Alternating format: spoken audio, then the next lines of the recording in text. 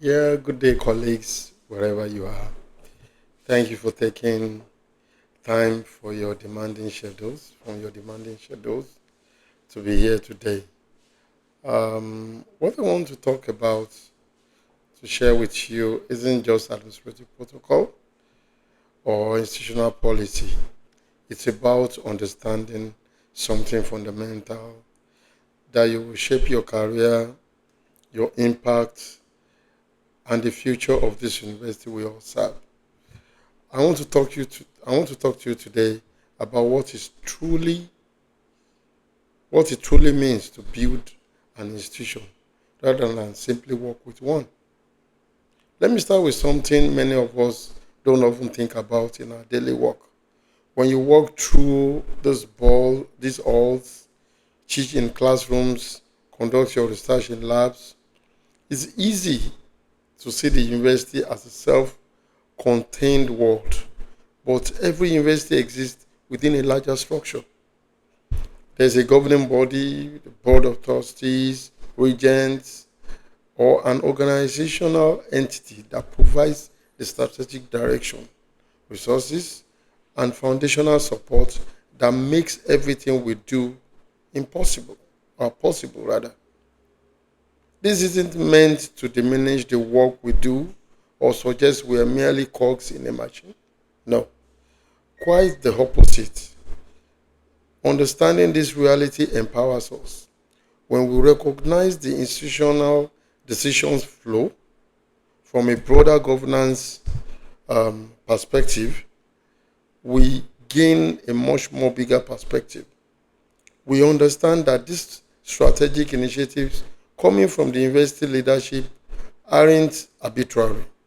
They are part of a larger vision aligned with the mission and values of the organization that establishes and sustains this institution.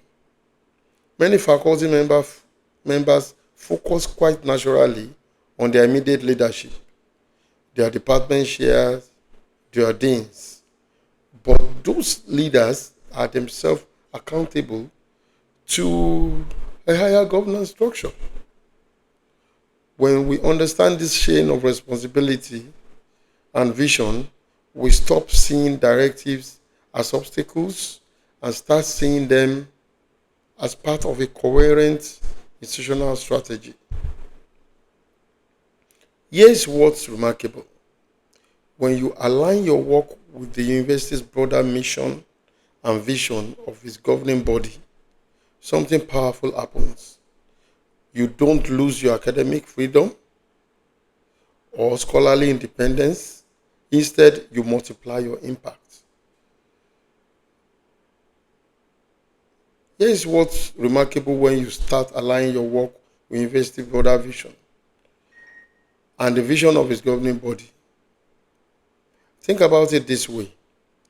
You have two faculty members of equal talent and dedication. The first sees the university purely as a platform for their individual work. They are brilliant. They publish, they teach, but they operate in isolation from institutional priorities. The second understands that their excellence, when aligned with institutional goals, creates a kind of synergy. They will pursue their scholarly passions, but they also look for ways their work can advance the university's strategic objectives. Who do you think has greater impact? Let's ask ourselves. Who do you think opens more doors for their students? Who builds partnership that brings resources back to their departments? Who gets tapped for leadership opportunities? The aligned faculty member doesn't sacrifice their vision. They contextualize it within a larger framework. And in doing so, they gain institutional support, resources, and advocacy that multiplies what they can accomplish. Now, let me address something difficult but essential. Not everyone builds institution. Some people, without even realizing it, engages in behaviors that erode them. What does erosion look like? It's the constant cynicism that treats every institutional initiative with suspicion. It's the refusal to participate in shared governance while complaining about decisions made. It's the prioritization of personal grievances over collective mission. It's the failure to recognize that when we undermine our institution publicly, we undermine our own credibility, our students' degrees, and our colleagues' work. I want to be clear. Critique is not erosion. Thoughtful disagreement, advocacy for change, pushing for better policies, these are all essential parts of academic life and the institutional health. The difference is intent and approach. Are you critiquing because you want the institution to improve or because you've become so disconnected from its mission? Are you working within the appropriate channels or undermining leadership publicly? Are you building while you critique or just tearing down? Universities notice the difference, and here is the truth that might be uncomfortable.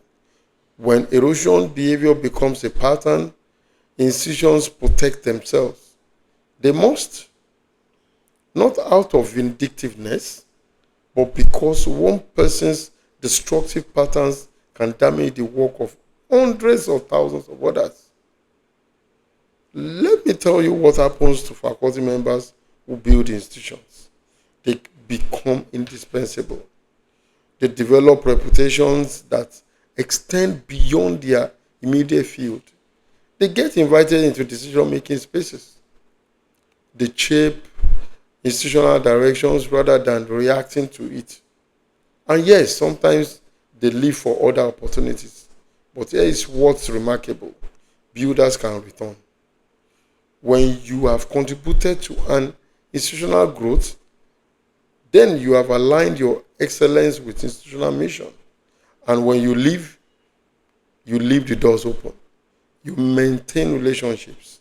And when circumstances are right, you can return to even greater opportunities. Compare that to the erosive faculty member. When they leave, often pushed out rather than pulled away, they leave burned bridges.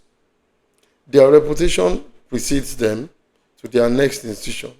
They carry patterns that will eventually create the same problem elsewhere.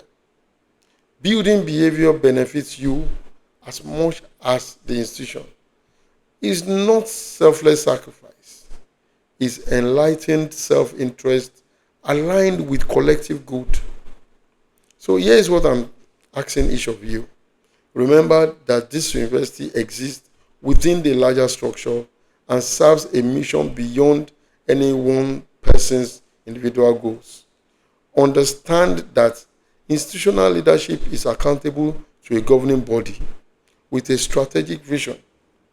Align your excellence with that vision, not by compromising your scholarly integrity, but by finding the natural connections between your passion and your institutional priorities. Critique thoughtfully, disagree constructively, but always build. Your career, your students, your colleagues, and this institution will all serve, will be better for it. Thank you for attending today's seminar. God bless you.